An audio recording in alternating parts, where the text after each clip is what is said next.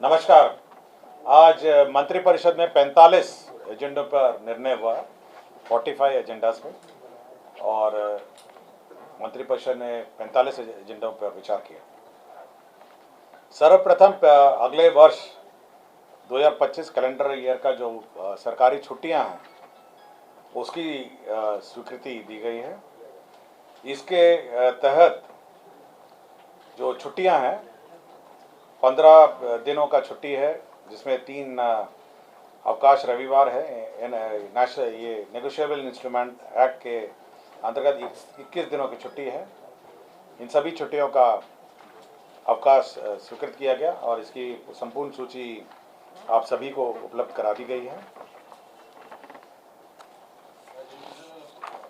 दूसरा एजेंडा था कि जो परिवहन विभाग का सड़क सुरक्षा के दृष्टिकोण से दुर्घटनाओं को कम करने के लिए बिहार राज्य के निवासी एवं बिहार राज्य से निर्गत वैध चालान अनुज्ञप्ति धारक जो वाहन चालक हैं, जो प्राइवेट वाहन चालक हैं, जिसमें ट्रक चालक हैं, बस चालक हैं, ऑटो चालक हैं, टैक्सी चालक हैं, उनके लिए एक विकासशील योजना, विकास कार्य की योजना स्वीकृति की गई है और इसको मुख्यमंत्री वाहन चालक कल्याण योजना 2024 इसको नाम दिया गया है। इसके अंतर्गत इन सभी वाहन चालकों को ट्रेनिंग दिया जाएगा, इनके चिकित्सा सुविधा के लिए व्यवस्था की जाएगी, इनकी बीमा के लिए, और इनके जो रिफ्रेशर ट्रेनिंग है इसके लिए, इनके विरुद्ध जागरूकता कार्यक्रम होगा और श्रम संसाधन विभाग से जो इनको सुविधा मिलेगी उस सब में इनको सुविधा मिलेगी। तो जो प्राइवेट वाहन चालक हैं आज के दिन में, टैक्सी चालक हैं, ऑटो चालक हैं, बस चालक हैं, ट्रक चालक हैं, इन सभी को सुविधा देने के लिए राज्य सरकार ने एक योजना चलाई है। इसमें यूनिक आईडी कार्ड भी दिया जाएगा इनको सभी को, और इनको स्वास्थ्य जांच है, मेडिकल जांच है, शौचालय की व्यवस्था, चालक का पोशाक और स्वास्थ्य बीमा, तो ये सारी सुविधा दी जाएगी और ये सड़क सुरक्षा निधि से इसका व्यय होगा। सीवान जिला अंतर्गत जो महाराजगंज नगर पंचायत है उसमें दनछुआ और जगदीशपुर 2 गांव हैं जिसको शामिल किया गया है।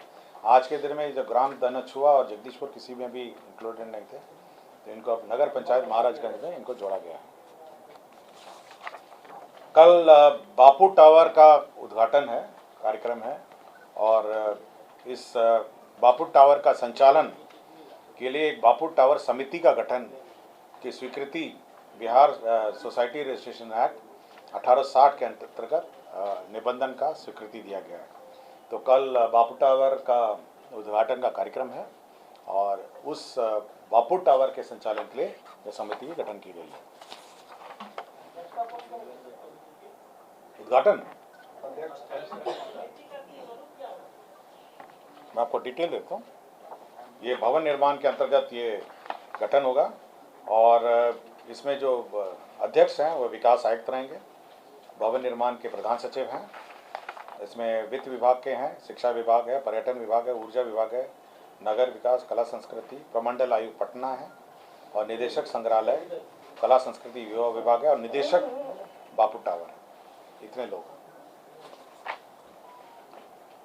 राज्य में जो सीएनजी और पीएनजी पर वैट है उनके दरों में कटौती की गई है और ऐसे उपभोक्ता जो 50 SCMD से नीचे खपत करते हैं, 40 नंबर सीएनजी और पीएनजी, तो उसमें वैट की दरों में 20% से घटाकर 12.5 किया गया है और पीएनजी में 20 घटाकर 5 कर दिया गया। तो ये औद्योगिक क्षेत्र में, इंडस्ट्रियल एरिया में जो पीएनजी और सीएनजी यूज़ करते हैं उनको यह सुविधा होगी। और जो दर है 12.5 20 से घटा के सीएनजी का 12.5 और पीएनजी का 20 से घटाकर 5 कर दिया गया।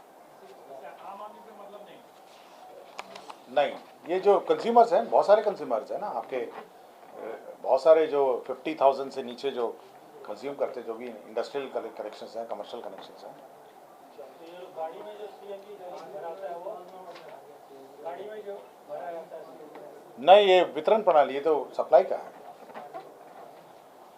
Elon Mishra institute 16 number agenda है एल एन मिश्रा आर्थिक विकास एवं सामाजिक परिवर्तन संस्था है। यह एल एन मिश्रा इंस्टीट्यूट है और इस इंस्टीट्यूट के जो रूल्स हैं उसके संशोधन की स्वीकृति राज्य सरकार ने दी है। इसमें जहाँ जहाँ बीपीएससी लिखा हुआ था वहाँ अब जो Bihar state university service commission है अब वो इसकी नियुक्ति करेगा, और जहाँ जहाँ यूजीसी लिखा गया था वहाँ पे एआईसीटी यूजीसी अब अंकित कर दिया गया है। तो अब इस संस्था में अब जो नियुक्ति की प्रक्रिया है वह अब Bihar state university service commission कर सकेगा और एआईसीटी नॉर्म्स के अंतर्गत यह संस्था संचालित होगी। तो एल एन मिश्रा इंस्टीट्यूट है जो हाई कोर्ट के सामने है, ये उसके सेवा में है। उस जो रूल था वो पुराना रूल था ना, जब टेक ओवर हुआ था यूजीसी के हिसाब से था और नियुक्ति जो थी वो बीपीएससी का प्रावधान था। तो बीपीएससी के स्थान पर अब हो गया है ये यूनिवर्सिटी कमीशन हो गया है और एआईसीटी अभी मैनेजमेंट जो इंस्टीट्यूट है वो सब एआईसीटी नाम्स हैं, इसलिए एआईसीटी का प्रावधान किया। ये गृह विभाग का संलेख है 44 नंबर। इसमें बिहार राज्य की काराओं और इनके कक्षपाल संवर्ग में वैतनिक अराजपत्रित कर्मियों कक्षपाल, उच्च कक्षपाल, मुख्य कक्षपाल को बिहार पुलिस के अराजपत्रित कर्मियों के समान प्रत्येक वित्तीय वर्ष में 1 माह का वेतन 1 मंथ ऑफ एक्स्ट्रा सैलरी दे होगा। आपको जानकारी होगा कि जो पुलिस में अभी दे है, अब यह कक्षपालों को लिए भी 1 महीने का यह राशि दे होगा। भवन निर्माण विभाग 35 number agenda, doctor APJ Abdul Kalam science city का निर्माण किया जा रहा है। आपको जानकारी होगा यह साइंस सिटी राजेंद्र नगर में निर्माण किया जा रहा है। इसमें जो एग्जिबिट्स थे उसके लिए जो national council of science museums Kolkata है उसको अब नॉमिनेशन के आधार पर कार्य दिया जा रहा है। APJ Abdul Kalam science city Patna में जो एग्जिबिट्स हैं, अब इस साइंस सिटी के एग्जिबिट जो है national council of science museum Kolkata अब इसका नॉमिनेशन पे है। लोक स्वास्थ्य अभियंत्रण विभाग का है 34 नंबर एजेंडा। पंचायती राज विभाग के जो नियंत्रणाधीन है पंचायत हैं 169 है, अपूर्ण वार्ड हैं, और लोक स्वास्थ्य अभियंत्रण विभाग के नियंत्रणाधीन ग्राम पंचायत में वार्ड कार्यान्वयन प्रबंध समिति के माध्यम से 11 अदद अपूर्ण वार्डों अर्थात कुल 180 वार्डों में जो जल आपूर्ति योजना है उसको पूरा करने के लिए 28 करोड़ 63,43,000 रुपये यह स्वीकृति किया गया। सो ये जो बचे हुए जो वाटर सप्लाई स्कीम है उसी में 28 करोड़ 63,43,000 रुपये की योजना स्वीकृत की गई। वित्त विभाग का प्रस्ताव है प्रस्ताव नंबर 10। वैसे मामले जहां पति और पत्नी दोनों पुरानी पेंशन योजना से आच्छादित हैं और मृत्युपरांत उनके संतान को अनुमान्य द्वारा जो 2 पेंशन का प्रावधान है, भारत सरकार में लिमिट्स हैं, तो उसी लिमिट्स को बिहार सरकार ने भी लागू कर दिए हैं। लिमिट में है कि जो वर्धित एवं सामान्य पारिवारिक पेंशन की स्थिति में क्रमशः 1,25,000 एवं 75,000 प्रतिमास ये ऊपरी सीमा है, अर्थात दोहरा पारिवारिक पेंशन की स्थिति में ऊपरी सीमा उच्चतम वेतन का 50 और 30% निर्धारित है। तो भारत सरकार का जो लिमिट है, भारत सरकार ने भी अपने जो हस्बैंड एंड वाइफ दोनों सरकारी नौकरी हैं, अगर उनके जो संतान हैं और कुछ ही संतान को एलिजिबल है, सभी लोग एलिजिबल नहीं हैं, और दिव्यांग संस्था को पारिवारिक पेंशन मिलता है डबल, उसी में लिमिट्स बांध दिए गए। ये वन पर्यावरण जलवायु परिवर्तन विभाग का है एजेंडा 27। वानिकी महाविद्यालय, आपको पता है कि फॉरेस्ट्री इंस्टीट्यूट है मुंगेर में, अब इसका नामकरण कर दिया है। इसका नामकरण हो गया है Bihar forestry college and research institute Munger, BFCRI Munger. ये पहले केवल कुछ सामाजिक वानिकी का ही ट्रेनिंग, बहुत लिमिटेड ट्रेनिंग देता था। अब ये forestry college and research institute हो गया है, जो नेशनल लेवल पे भी एक है देहरादून में, उसी तर्ज पे Bihar forestry college and research institute Munger BFCRI Munger ये हो गया है, और इसकी संचालन व्यवस्था भी निर्धारित की गई है। ये स्वास्थ्य विभाग का संलेख है 26। बिहार विधानमंडल के मान्य सदस्य पूर्व सदस्यों की चिकित्सा परिचर्या संशोधन नियमावली 2024 की स्वीकृति है। इसमें जो बिहार विधानमंडल को जो रेफर करना पड़ता है, जो भी सदस्य हैं, सदस्य और पूर्व सदस्य, आज के दिन में वहाँ पे प्रोफेसर का नाम अंकित है। तो जैसे IGIC है, वहाँ पे केवल डायरेक्टर होते हैं, प्रोफेसर नहीं होते हैं। तो अभी वहाँ जॉइंट डायरेक्टर भी अलाउड होंगे, और साथ ही साथ जो अन्य मेडिकल कॉलेजेस हैं वहाँ प्रोफेसर के अतिरिक्त एसोसिएट प्रोफेसर भी अब अलाउड होंगे। तो जो रेफरल की प्रक्रिया है उसको सरल कर दी गई। उद्योग विभाग का संलेख है 1 नंबर। इसमें messrs Netaji Subhash medical college and hospital, ये निर्माण होगा मेगा इंडस्ट्रियल पार्क बीटा में, और ये 300 बेड का हॉस्पिटल होगा। और इसमें जो कुल इन्वेस्टमेंट की राशि होगी ये 25 एकड़ भूमि है, और 66 करोड़ 19 लाख इस पर व्यय होंगे। ये इन्वेस्टमेंट का क्लियरेंसेस है, जो SIPB estate investment promotion board का जो क्लियरेंस है उसके अंतर्गत। ये खेल विभाग का प्रस्ताव है। 11 से 20 नवंबर राजगीर नालंदा में हॉकी एशियन चैंपियनशिप का आयोजन होगा। ये बहुत महत्वपूर्ण है सभी लोग के लिए कि ये इंटरनेशनल चैंपियनशिप होगा। ये हॉकी एशियन चैंपियनशिप है, पूरे वर्ल्ड में जो महिला हॉकी का खेल होगा, अब ये बिहार राजगीर में होगा, और ये अंतर्राष्ट्रीय पहचान देगा बिहार को। ये 32 नंबर 32 है। और इसके लिए जो MOU हुआ है वह उसको मतलब जो हमारे अथॉरिटी है, स्पोर्ट्स अथॉरिटी है, उनको ऑथराइज किया है, और हॉकी इंडिया को 10 करोड़ रुपए इस कार्य के लिए दिए जा रहे हैं।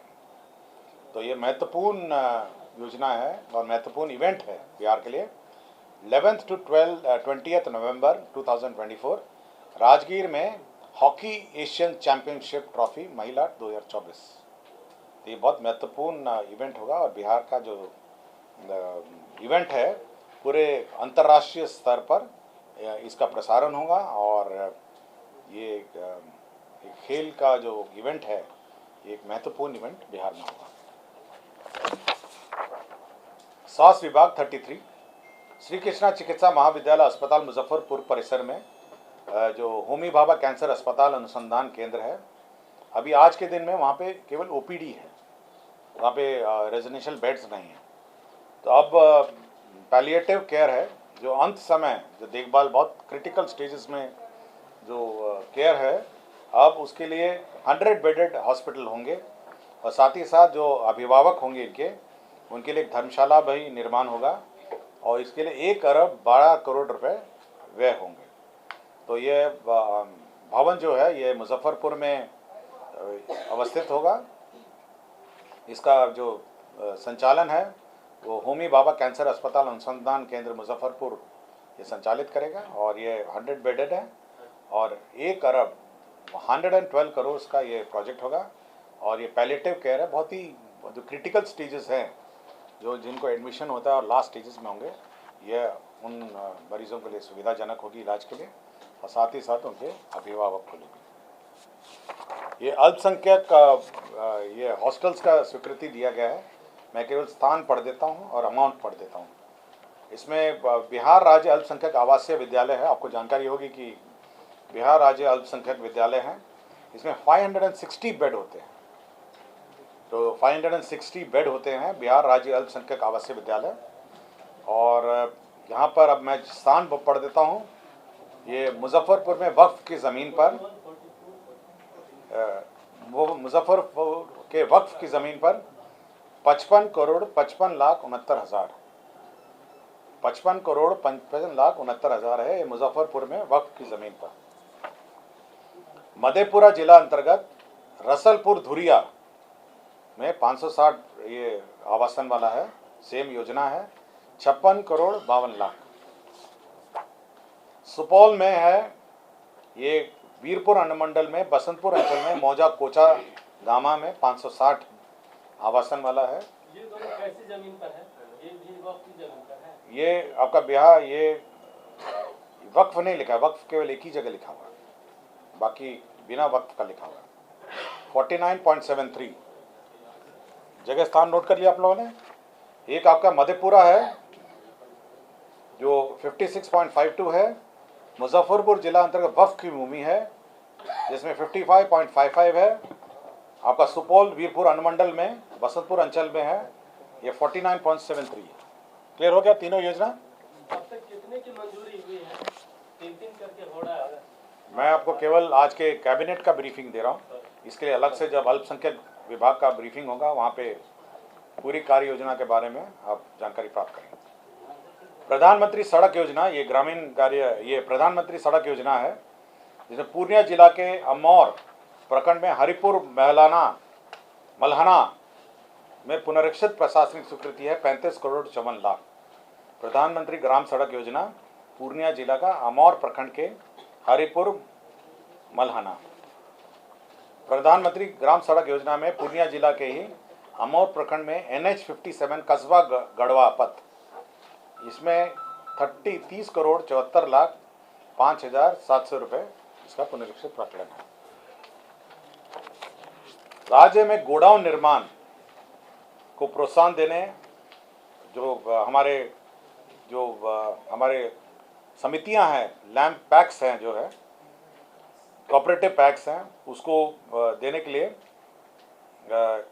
2024-25 में 1,62,100 लाख मीट्रिक टन भंडारण क्षमता, 1,62,100 1.621 लाख मीट्रिक टन का भंडारण क्षमता बनाने के लिए 200 metric ton, 500 metric ton, 1000 metric ton, इसमें जितनी भी समितियां हैं, हमारे कोऑपरेटिव सोसाइटीज़ हैं, पैक्स और लैंप्स जो है, उसको 50% अनुदान दिया जाएगा और 50% चक्रीय पूंजी, वर्किंग कैपिटल, 50% अनुदान और 50% चक्रीय पूंजी, रिवॉल्विंग फंड, और इसके अंतर्गत 1,16,80,334 रुपये व्यय होंगे। 116.47 करोड़ जो है इसमें व्यय होंगे। ये व्यवहार न्यायालय, ये न्यायालय भवन के हैं, मैं सारे एक साथ पढ़ देता हूँ। पूर्णिया न्याय अनुमंडलीय व्यवहार न्यायालय है, कोर्ट भवन है, इसमें G+5, हाजत G+1 और एम्यूनिटी G+4 है, इसमें 34 करोड़ 51 लाख 35 हज़ार ये है। कटिहार न्याय मंडल के अंतर्गत अनुमंडलीय व्यवहार न्यायालय है, मनिहारी में 10 कोर्ट भवन है, G+5, हाजत भवन G+1 और एम्यूनिटी भवन G+4, इसमें 36 करोड़ 96 लाख। पूर्णिया न्याय अनुमंडल में अनुमंडलीय व्यवहार न्यायालय 82 में 10 करोड़ कोर्ट भवन है, G+5, G+1, immunity G+4, 34 crore 61 lakh 29 हज़ार है। पूर्णिया न्याय मंडल अंतर्गत अनुमंडलीय व्यवहार न्यायालय बनमंखी है, 10 कोर्ट भवन, G+5, हाजत G+1, एम्यूनिटी भवन G+4, इसमें 34 करोड़ 98 लाख 89 हज़ार है। खगड़िया न्याय मंडल के अंतर्गत अनुमंडलीय व्यवहार न्यायालय गोगरी में 10 कोर्ट भवन है, G+5, G+1, एम्यूनिटी भवन G+4, 32 करोड़ 56 लाख। वैशाली हाजीपुर न्याय मंडल अंतर्गत व्यवहार न्यायालय में 10 कोर्ट भवन, G+5, हाजत G+1, immunity G+4, 34 crore 88 lakh. तो ये सारे कोर्ट भवन थे जो विभिन्न स्थानों पे थे। और सारण समरणालय जो हमारे कलेक्ट्रेट है सारण का, उसका नया भवन बनाया जा रहा है। ये प्रशासनिक भवन G+5 का है, कलेक्ट्रेट है सारण का, जिसमें 44 करोड़ 37 लाख 74 हज़ार का बनाया जाएगा। ये है आपका सारण छपरा का कलेक्ट्रेट भवन। कैंपा फंड, आपको पता होगा कंपनसेटरी फॉरेस्ट कैंपा में राशि स्वीकृत होती है और इसके अंतर्गत 65 करोड़ 18 लाख रुपए कंपनसेटरी फॉरेस्ट एसोसिएशन में स्वीकृत हुआ है। 2 योजना है जो हमारे कृषि विभाग की है, जो कृषि रोड मैप की स्कीम है। पहला है आपका राष्ट्रीय कृषि विकास योजना, गेहूं बीज विस्थापन दर, जो गेहूं का रिप्लेसमेंट दर है, उसमें 1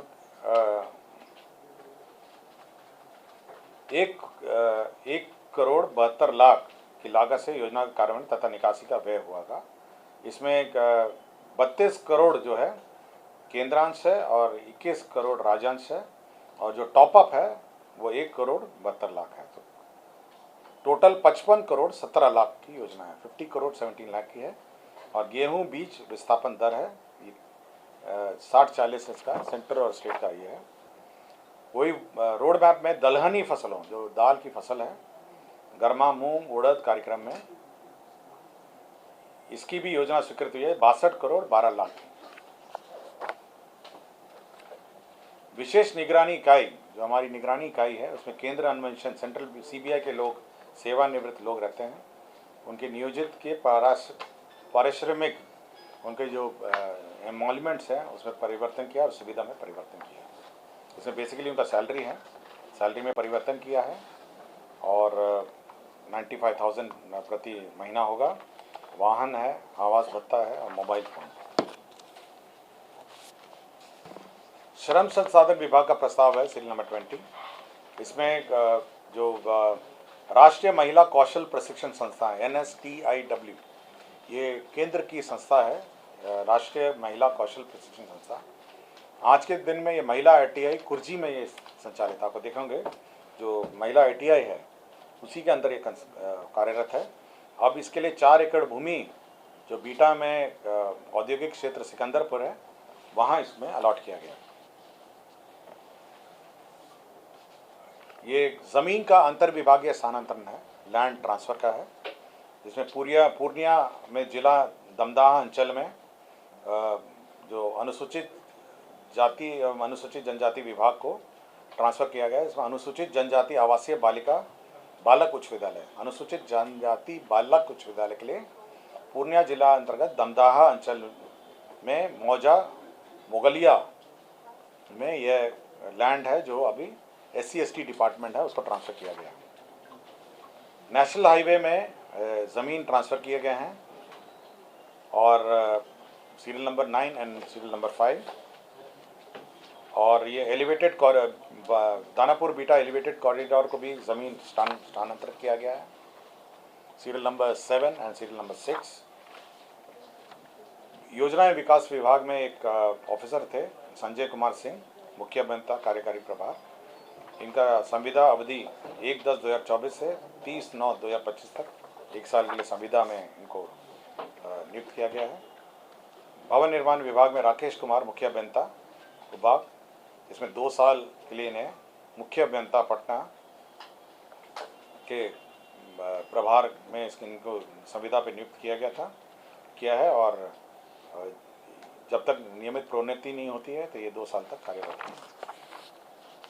संदीप कुमार हैं, ये आपदा प्रबंधन में सेवानिवृत्त विशेष कार्य पदाधिकारी हैं, बिहार प्रशासनिक सेवा। इनको भी 1 साल के लिए संविदा पर नियुक्त किया गया है। और राजस्व भूमि सुधार विभाग में लैंड एक्विजिशन के लिए एक लैंड एक्विजिशन एक्सपर्ट का एक पद सृजित किया गया है।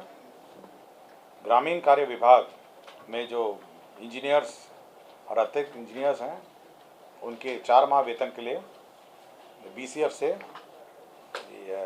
118 करोड़ की राशि प्राप्त हुई है। बिहार सिविल सेवा नियमावली 2024 की स्वीकृति है और बिहार सचिवालय ग्रंथागार में जो ग्रंथागार हैं, पुस्तकालय अध्यक्ष हैं, उनके भर्ती एवं सेवा शत की नियमावली स्वीकृति हुई। तो कुल 45 एजेंडा पर आज स्वीकृति हुई है। धन्यवाद।